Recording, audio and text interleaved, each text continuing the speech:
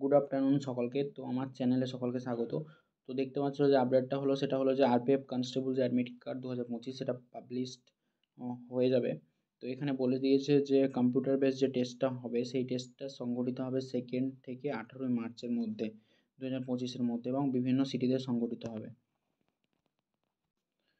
তো এখানে যে ভ্যাকান্সি ছিল আরপিএফ কনস্টেবলে, তো 4200 মতো ভ্যাকান্সি ছিল, এবং আরপিএফ কনস্টেবল যে অ্যাডমিট কার্ড সেটা 27 ফেব্রুয়ারি থেকে রিলিজ হয়ে যাবে।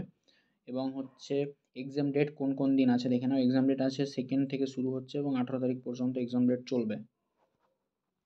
এবং এখানে আরও একটি আপডেট দেওয়া হয়েছে যে 11 দিন ব্যাপী এক্সাম চলবে। RPF constable CBT exam schedule 11 days, মানে 11 দিন ব্যাপী চলবে, এবং প্রত্যেকটা এক্সাম যেদিন হবে তার 4 দিন আগে অ্যাডমিট কার্ড ডাউনলোড করা যাবে। তো ঠিক আছে, তো তোমরা ডাইরেক্ট 4 দিন আগে অ্যাডমিট কার্ড ডাউনলোড করতে পারবে।